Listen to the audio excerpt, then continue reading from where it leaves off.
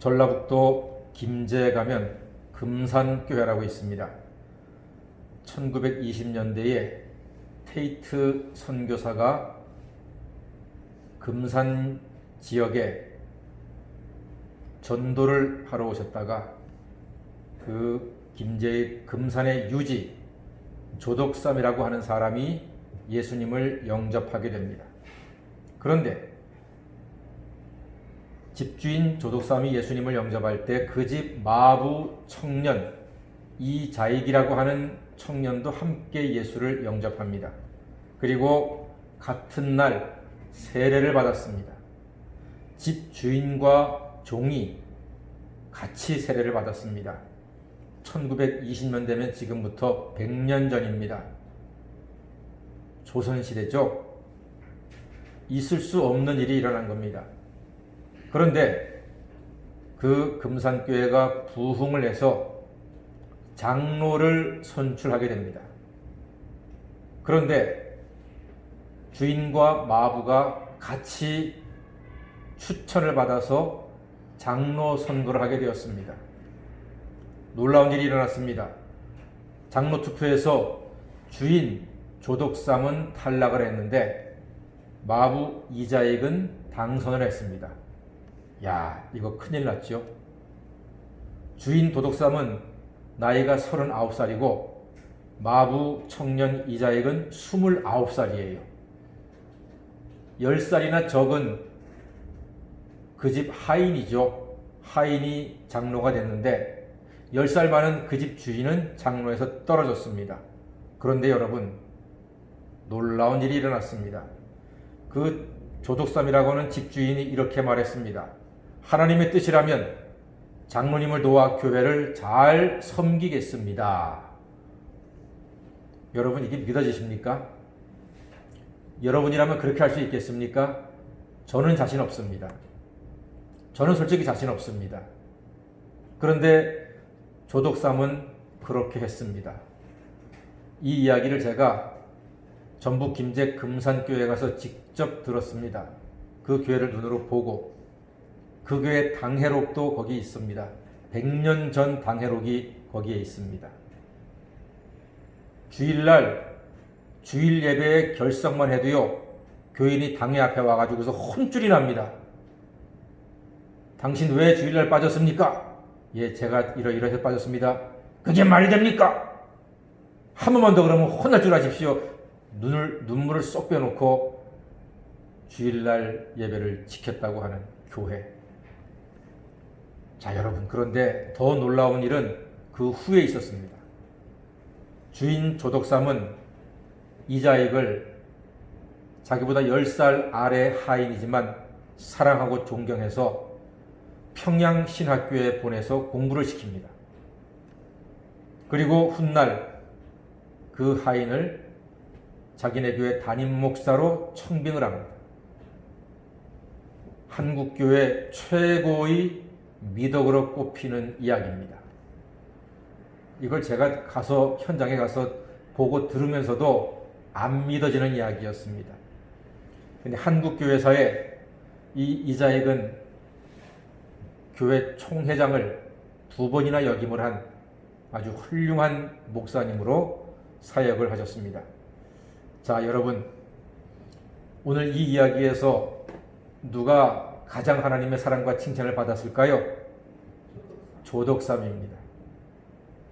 조덕삼 장로의 겸손과 사람 보는 사랑의 눈이 예수님의 마음을 그대로 보여주고 있습니다. 하나님의 큰 일을 이루게 되었습니다. 사람을 보는 눈에 대한 성경의 가르침이 어떤가 한번 볼까요? 오늘 야고보 2장 1절 다 같이 한번 읽어보겠습니다. 야고보 2장 1절 시작. 내 형제들아, 영광의 주 곧 우리 주 예수 그리스도에 대한 믿음을 너희가 가졌으니 사람을 차별하여 대하지 말라. 아멘. 사람을 어떻게 하여 대하지 말라고요? 차별하여 대하지 말라는 것입니다. 그 앞에 개역성경에서는요, 사람을 외모로 취하지 말라 그랬습니다.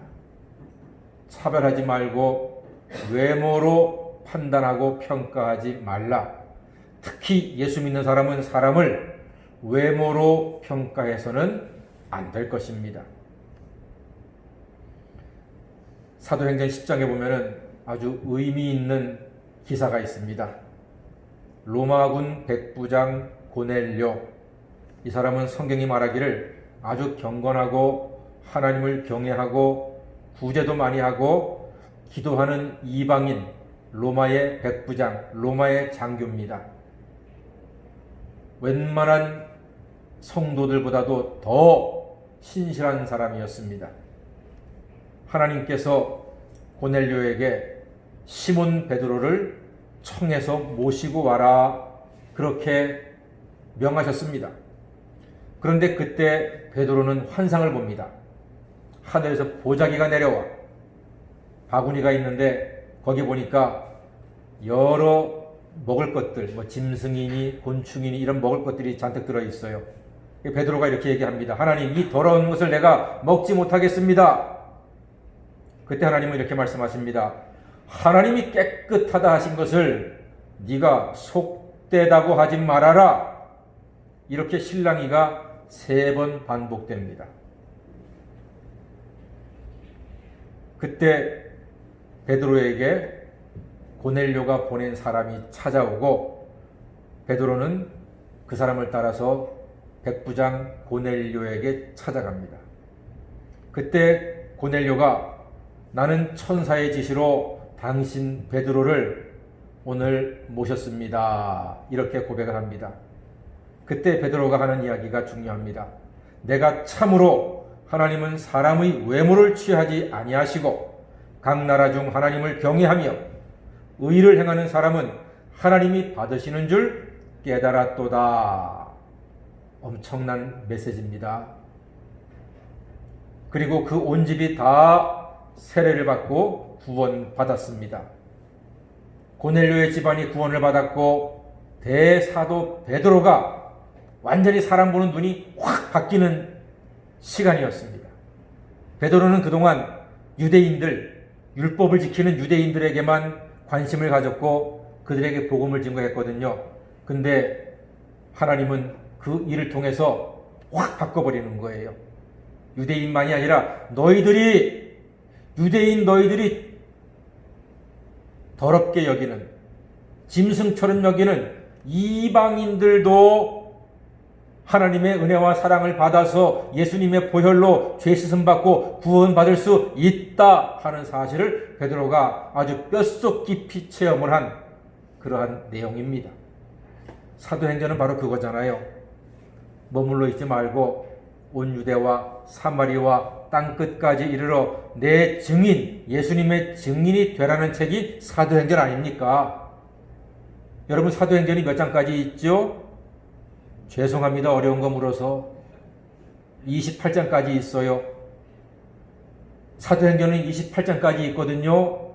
사도행전 29장은 어디에 있을까요? 지금이 사도행전 29장이에요. 지금은 우리는 사도행전 29장의 시대에 살고 있어요. 지금도 계속 예수님의 복음, 예수님의 십자가, 예수님의 부활은 많은 성도들을 통해서 증거되고 있습니다. 사람을 외모로 평가해서는 안 돼요. 저 사람 말하는 게 싸가지 없어. 저런 사람한테는 복음 전하기 싫어. 그러지 말라는 거예요. 나 저런 스타일 정말 마음에 안 들어. 저런 사람한테는 나 정말 예수 못 증거하겠어. 그러지 말라는 거예요. 베드로가 하느님이 보내주신 보자기 안에 들어있던 생물들, 이거 더러워서 못 먹겠습니다. 야야, 내가 깨끗하다고 한 것을 네가 속되다고 하지 말아라. 그래서 그날 고넬료를 만나서 이방인 백부장 고넬료의 가족이 다 예수를 믿고 세례받고 구원받는 가족이 되었거든요. 하나님은요, 단 한 사람도 빠지지 않고 죄악에 넘어지지 않고 멸망에 돌아가지 않고 예수 믿어 죄사함 받고 구원받기를 원하고 계십니다. 저는 어릴 때부터 교회가 참 좋았습니다. 글쎄요, 제가 목사가 되려고 그랬는지는 모르지만 물론 제가 대학 졸업한 때까지도 목사가 되겠다는 생각은 해본 적은 없어요. 그런데 어릴 때부터 계속 교회가 좋았어요. 초등학교, 중학교, 고등학교, 대학 다니면서 교회가 참 좋았어요. 왜냐하면은 교회 가면은 제가 어느 학교를 다니는지, 제 성적이 어느 정도인지, 내가 뭘 얼마나 알고 있는지, 내 IQ가 얼마인지, 내가 어떤 학교에 다니는지 이런 거 전혀 묻지도 않고 따지지도 않고 그냥 하나님의 아들 고경선, 나 자신으로, 저라고 하는 사람 자신으로 인정해주고 사랑해주고 기회도 주고 격려해주고, 이게 너무 좋았어요. 저는 그래서 늘 교회 가는 게 행복했어요. 아무도 없는 교회 가서 혼자서 기도 많이 했어요. 학교 갔다 오면서 10시, 11시가 되면은 혼자 교회에 들어가서 기도하고 오고 그랬어요. 교회가 너무 좋았어요. 딱 하나입니다. 나같이 부족하고 모자란 사람도 하나님도 목사님도 장로님도 권사님도 집사님도 형들도 누나들도 똑같이 인정해주고 사랑해주고 격려해주는 게 너무 좋았어요. 그래서 저는 교회를 사랑하게 되었고, 아마 그 교회에서 받은 사랑이 저에게 힘이 되어서 오늘날 목회를 하고 있지 않나 싶습니다. 사랑 여러분, 하나님은요, 우리 한 사람 한 사람을 우리의 과거가 어떻든지, 내가 남 모르는 어떤 죄가 있는지, 내 성격이 얼마나 지랄스러운지 이런 거 전혀 따지지도 않고 묻지도 않고 오직 예수님 바라보고 예수의 보혈로 죄사함 받고 예수님의 부활을 믿고 살아가는 우리들을 한없는 큰 사랑으로 품어주시고 사랑해주시고 영원토록 구원의 길로 인도해 주시는 줄 믿습니다. 그래서 저는 하나님이 너무나 좋습니다. 오늘 베드로에게 하나님께서 말씀하시는 거예요. 너는 시몬이니 장차 게바라 하리라 하면서 사람을 외모로 취하지 아니하시고 그 사람의 가능성을 보시고 인정하시고 품어주시는 하나님을 우리가 베드로 이야기를 통해서 보는 것입니다. 베드로는 너무 쉽게 흥분하는 사람이었지만 예수님은 반석이 될 가능성을 보시고 그를 불러주셨습니다. 예수님은 우리의 가능성도 인정하셨습니다. 예수를 구주로 믿고 세례받고 구원받은 사람은 누구나 큰 가능성이 있습니다. 예수님은 목동과 함께 당시에 사회의 가장 낮은 위치에 있던 어부를 위대한 사도가 될 가능성을 보시고 부르셨습니다. 구원받은 자녀는 누구나 이렇게 될 수 있습니다. 하나님 나라의 반석이 될 가능성이 있고 그리스도의 편지요 향기로 살아갈 수 있는 가능성도 있습니다. 가정과 가문의 구원의 방주가 될 가능성도 여러분들에게는 있습니다. 여러분들은 비록 여러분들의 언어의 능력, 말의 권세에 대해서 자신을 못하지만 성령께서 역사하시면 여러분들의 단 한마디를 통해서 한 영혼이 구원받고 그리고 그 가문이 구원받는 역사도 나타나게 될 줄로 믿습니다. 로마서 12장 5절에 이와 같이 우리 많은 사람이 그리스도 안에서 한 몸이 되어 서로가 지체가 되었다 말씀합니다. 모든 성도가 다 귀중한 가능성을 소유한 사람들입니다. 아니 믿는 순간 모두 귀중한 지체가 되었습니다. 서로 얼마나 위대한 성도가 될지, 얼마나 위대한 자녀의 부모가 될지 우리는 잘 모릅니다.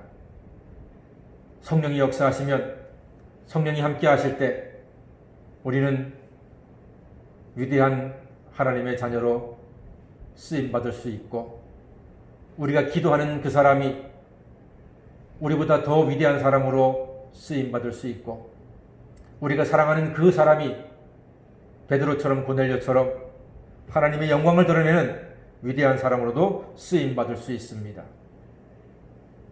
가장 낮은 위치에 있던 베드로가 위대한 사도가 되었고, 유대인들이 짐승처럼 여겼던 이방인 고넬료가 예수 믿고 그 가문이 다 구원받는 놀라운 역사도 성경에 기록되어 있습니다.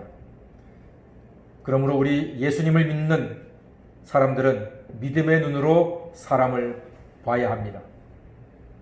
조덕삼 장로가 예수님의 눈으로 이자익을 보았기에 하나님께 큰 영광을 돌릴 수 있었습니다. 혹시 여러분 교회에서 사람을 겉으로 판단해서 속으로 멸시하거나 무시하거나 외면한 적은 없습니까? 살다 보면 그럴 수도 있습니다.